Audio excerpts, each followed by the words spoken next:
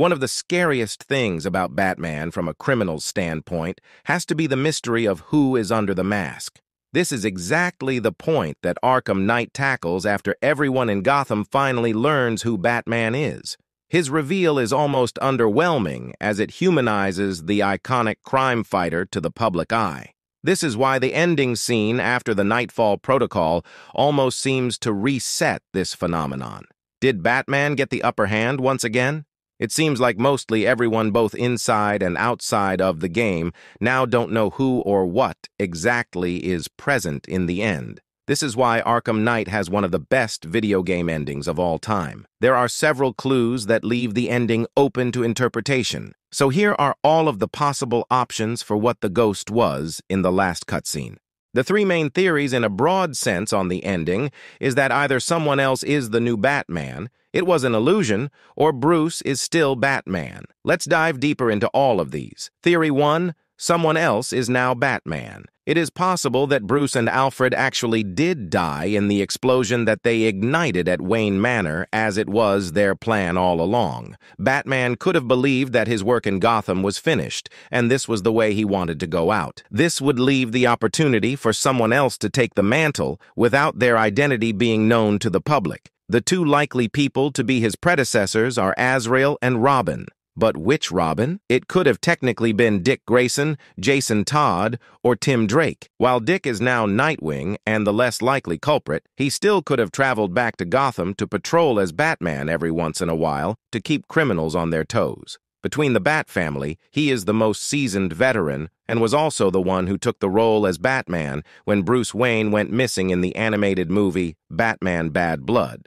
Or it's possible that Jason made his middle ground between his alter egos of Robin and Red Hood by becoming a new and more scarier version of Batman. After all, he was the one there for Batman in the end as he saved him from Scarecrow. He also has a bat symbol painted on his chest, which he didn't have earlier in the boss fight scenes. The game is also called Arkham Knight, as it focuses on him. This is why Red Hood being the ghost at the end could make sense. For Tim Drake, he was the current Robin in this game, so it would also make sense for him to be the predecessor. Tim has also become Batman before in lore, so he could have adopted the role for himself in Batman's absence.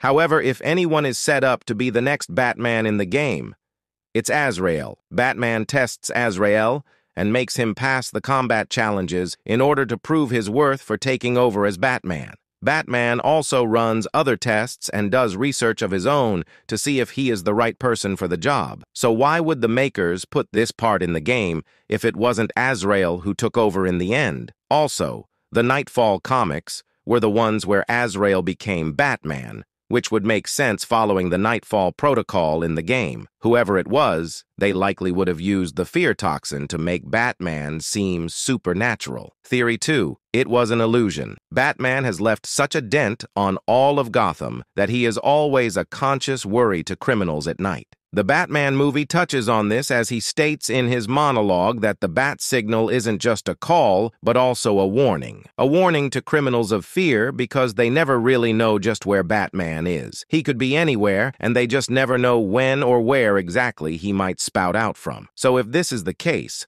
all that would have to be present is the presence of Batman without engaging. Whatever was seen from the criminal's perspective may not have even been there to begin with. It could have been anyone that administered the fear toxin, whether it was Jim Gordon with a new strategy to deter crime, Barbara Gordon from her computer, or Lucius Fox technology that administered the toxin. It also could have been a projection that didn't require the use of the toxin at all. Whatever it was, there might not have been anyone there to resemble the Batman ghost.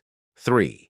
Bruce faked his death. Batman has always said that if his identity was revealed, that the illusion of being a figure would be ruined, as he would be seen as a man and not a symbol. This is exactly what happened when his face got shown all over the news. Therefore, the only way to recover from this would be to fake his death. It's unknown where exactly he would have gone, but it's possible that he keeps a low profile to continue serving Gotham as Batman in a new way. That would make him much more bat and less man. His human form is now dead in a metaphorical sense. He no longer has a social life, and he just spends his nights patrolling. He has now become his true form. He always considered his identity to be Batman, instead of Bruce Wayne, as his face was always the real mask. Now, he gets to fully embrace his nighttime identity and fully let go of the person that died the night of his parents' murder. It's possible Alfred is the one administering the fear toxin while Bruce started a new life in a foreign country, but this seems most unlikely in this universe. And as Batman gets older, he maybe doesn't feel like being physical anymore, so he saw the perfect opportunity to incorporate the Scarecrow's toxin into his persona. He may be on rooftops and using an adapted version that only uses small doses to infect specific targets. It is almost like Batman has now evolved into a hybrid version. He is Batman in theory,